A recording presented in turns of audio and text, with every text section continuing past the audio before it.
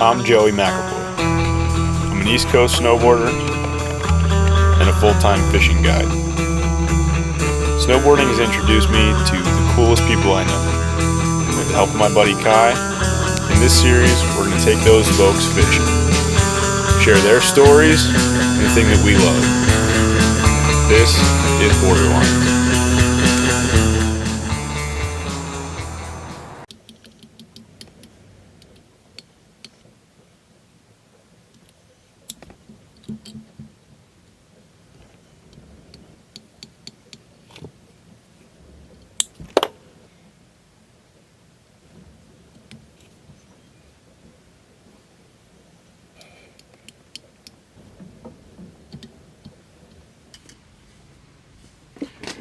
What is up, guys? Kai and I just had the chance to go fish with our friend Omar Diaz. If you don't know who Omar is, he runs Hoods to Woods, which is one of the most successful organizations for getting underprivileged youth into snowboarding and the action sports scene. Really good dude. May have been one of his first fishing opportunities. We had some fun showing him the ropes. Take a look how it went. What's up? So we jumped the border, at least I did, to New Jersey. Kai's from here, but we're visiting a really good friend of ours today, Omar Diaz. Whether you've heard of him or not, you should have, because he has done a ton for snowboarding in New Jersey, in the Northeast in particular. And we're right in his backyard. We are fishing on a public lake in New Jersey. We'll leave the details at that, but we are fishing for northern pike. Kai and I are going to start out before Omar gets here by chucking around some giant pike flies, see what we can find, see if we can learn this place a little bit better than we already do, because we have very little experience fishing here. Kai and I came out here 2 years ago in the fall, and we caught fish. Wasn't what we were looking for, but our goal today, see if we can learn this lake a little bit better and get our good buddy Omar on some fish. He's got very little fishing experience, if any, so it'll be cool just to show him something new and right in his backyard. So let's see how we make out. Just bait. Just bait in the back. Up here. Right in the back.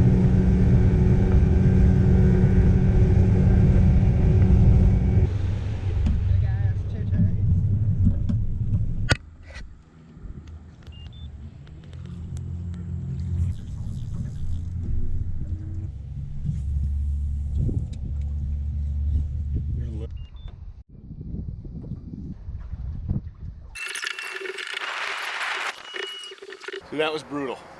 Kai and I just blasted around here with fly equipment for a couple of hours. We switched over to spin gear. Have nothing but a tiny little pickerel to show for it. So Omar showing up any second now. Hopefully we can put him on anything at all, but we'll have some fun.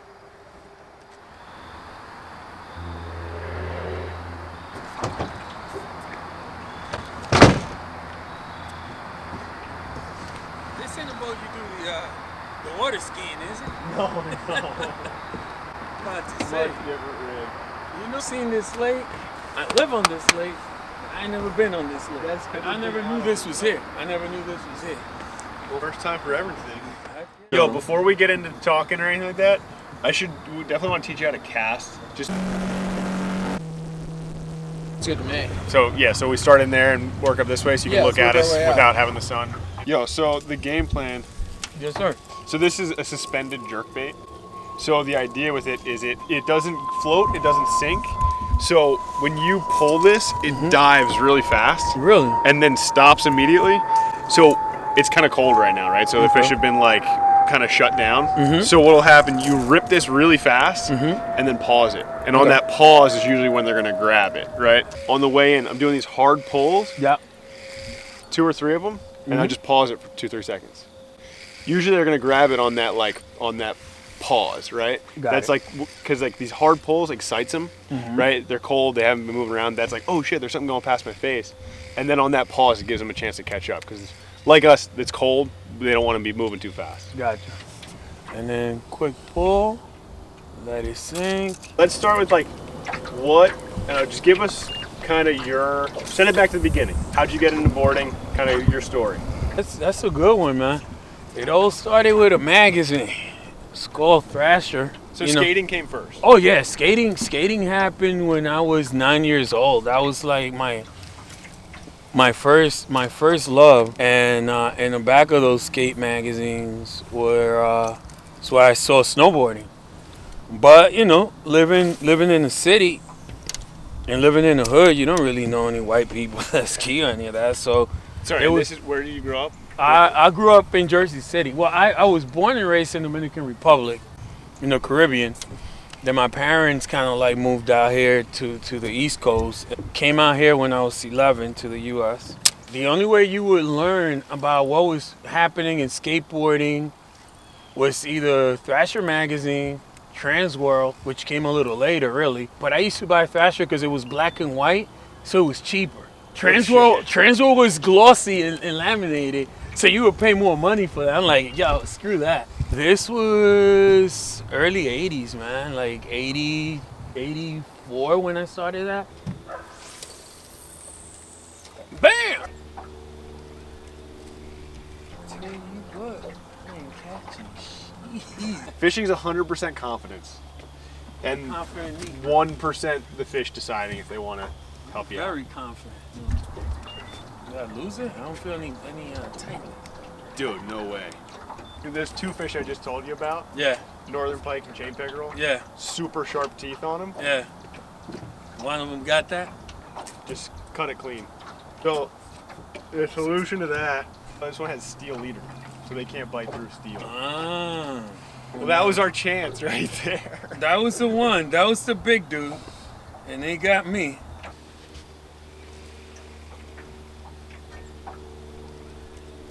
So yank back on real hard.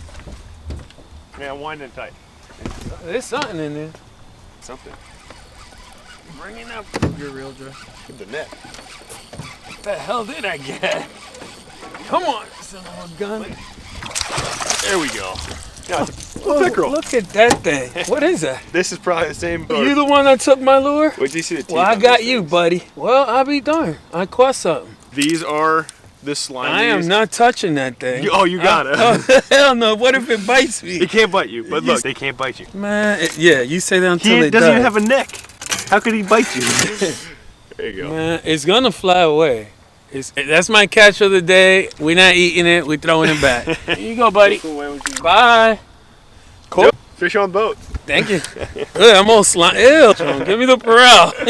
It was like, I earned my beer, baby. I caught a fish. Yeah, here you go. Got me a fatty tire. Thank you, Fat Tire. Always looking me out. Looking Hoods to Woods out. With a beer in hand and the first fish on the boat, we decided to hit the back end of the lake in search of that big pike before sunset. We're talking rocker and camber because he's using let's call it like a slower action rod, which he's comparing to rocker. But so riding like early 2000s, all it really was rocker. I guess. Correct. I guess mid 2000s went to all rocker. Yeah. But you said you're going back. You're going towards camber now. Yeah, I'm going towards camber. I think the problem I had with like camber boards, they were. I guess I was riding really aggressive boards, and I felt like they were riding me. No, it is. At one point, it was like really extreme camber. Yeah, it was super aggressive. Super aggressive. I'm about to kill myself on this rail or whatever. So you went over to rocker, join the dog. Yeah, but I wasn't it, man. Like, nah. Low speeds, buttering around, goofing around. But dude, you go like to like Killington or somewhere, and you open it up. And that boy was like, I'm like, dude, oh my God. Like, speed wobbles. This ain't it. Yeah. Riding ride boards now, correct? They've like started working pretty close with Hoods to Woods, right? Yeah.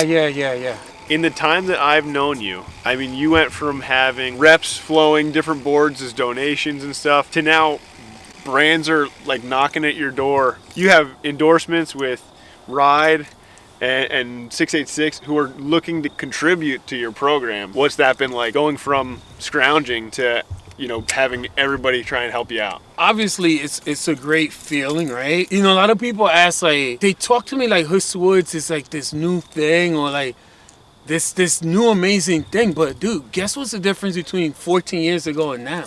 Nothing. We got more people supporting us, but it's still the same passion, the same love, the same desire to see these kids get out of the mess they're in, the same desire to see them progress. I mean, if anything now, we're getting the industry to at least like even entertain the opportunity of getting them jobs. Like 686 was like, how can we like get some of your kids to work for us? Like that's huge, man. That is like that's a one huge thing is a thing. brand hooking us up with gear, and trust me, I'm all for it because, like you said, you remember when we were scrambling. Yeah. It was either a rep or the local pros hooking us Yeah, up. begging somebody to just give them their old board. The old boards. Yeah, it was either begging to get an old board, rep hooking us up. Any local pros, like Johnny O'Connor, those guys, Miles, even though he was like a little grunt, he was a little grunt back then, but they were still hooking us up, right? And now you got brands, not so much just giving us gear, but taking the time to say, hey, what do you need? Burton did that for us this year, and that was dope, man, because it was like, hey, we got this gear, and I was like, that's great, but what we really need is this. And they took the time to listen, ride. They went above and beyond. What they did was insane. Like, they gave us a fleet. 686 has been, like, they're looking at, like, hey, could we get kids jobs? Like, that's huge. Yeah. That's arguably bigger. Yeah, than exactly. Just stuff, than things. Exactly. Opportunity is way bigger than just things. To a certain degree, it's bigger. Let me see if I get something. Let me see what Dude, keep fishing, man. Bam! That went out there. Nitro. Dave, Black Dave, as I call him, he's been rocking with us since like year 2.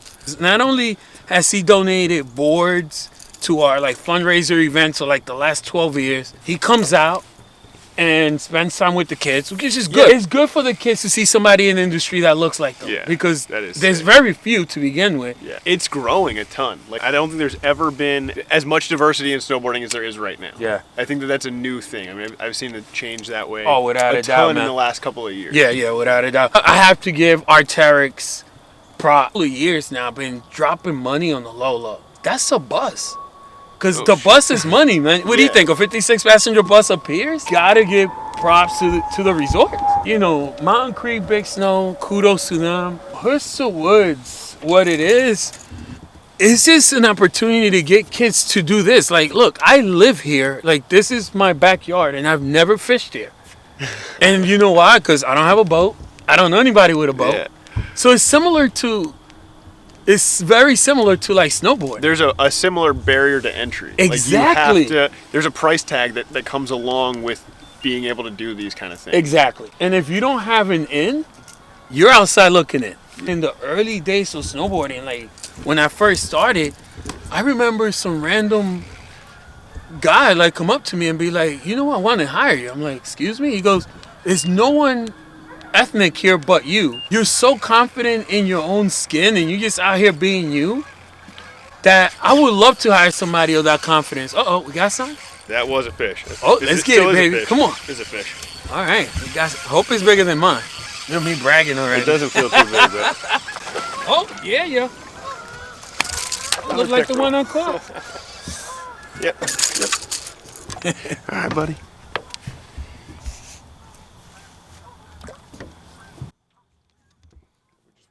Honestly, back in them days, it was just probably Russell and I, because we knew each other back then. Russell Winfield and I. Yeah, who's a huge supporter of Hoods to Woods to this day. That's family right there. So happy and glad to have the Jackie Robinson of our sport backing us up, and thank God he and I have a friendship. The fact that you got to make some really good, solid relationship. Like Randy Hughes, he was riding for Burton back then. Shout out Randy, really cool peoples. And they saw you for who you were, man, and they was down with you. And the friendship I even have with you. To me, you're like family. There's so many guys that I met on the snowboard that I see them more than just friends. That was kind of like the catalyst, right? And I've always been about community and giving back. Because, again, I was born in a third world country. I didn't have much. I didn't have a lot. Yeah. The money my parents made went to help out people back home. My aunts, my uncles, my cousins. Back in the DR. Back in the DR that I worked. So you guys are sending money back. So, what my parents were providing for us, but just what we needed. There were no extras. I wanted people to have, because I know what it feels like and felt like to not have. Think about fishing, snowmobiling, snowboarding. Those things aren't for people that look like me, man. Unless you have a friend or you have some sort of way in, It's just not in the cards. I think we're seeing a positive change. It's moving away from that, but it is still a reality for sure. It's not to say every person of color can't afford it or doesn't have the money, because there's a lot of well-to-do ethnic people. Talking about the demographic where it's single mom, 2 part-time jobs, sometimes 3, and 2, 3 kids. How is she gonna? Which is more people than people in our industry realize. Exactly. Way more. Like, people in snowboarding don't see that often, but it's a lot more people than they think. Exactly. Like, how is a single mom in the projects going to afford to bring a kid to Big Snow or any mountain or get them past? How it started? It all started with my partner Brian. He and I met at a movie viewing in a little like storefront in Times Square. There was a Q&A. He's like, one of the things I want to do is give this back to my community. And I was like, that's my dude. Yeah. Because that's the same sentiment I've always had. And to Brian, he lit that light for me. It's like, oh, snap. We could give snowboarding to these kids. You're giving them a day away from the craziness that goes on in whatever their reality is. Exactly. It's their Disney for that one day. A lot of kids in the city don't even leave. They don't 20 block or whatever. They go months at a time with their feet never leaving concrete. Exactly. Their feet never leave concrete. I like that one, man. That's the reality. And this gives them that opportunity. More about whatever situation was going on at home, they got to escape from it. Future plans is continue the expansion because we got kids now waitlisted. We got parents calling. I got parents calling me months advance. Say, hey, is my kid gonna be on? The demand continues to grow. So I think Hoods to Woods is heading into new grounds, new territory, and the next chapter, I don't know. We'll have to come back and do this some other time and figure it out. Because we are definitely looking at expansion and growth. We're just going to have to, down the road, do this again, and we'll talk about the expansion. How it's grown, I hope. Yeah. No, it will. There's no going backwards in this. This thing has only keeps going forward. This keeps going forward. I don't.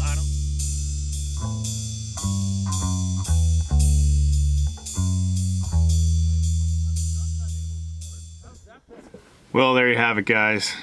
We didn't get the big pike we were hoping for, or anything big for that matter. But at least we kept the skunk off the boat. Had an awesome time hanging out with Omar and showing him the ropes. If you want to learn more about Hoods to Woods Foundation and what they do, you can go ahead and click the link in the description below or on the screen right now. I've got a bunch of tying to do ahead of me, so I'm going to get back to that, and I'll catch you guys next time. Last time I put these someplace, I climbed a tower at a brewery. It's official.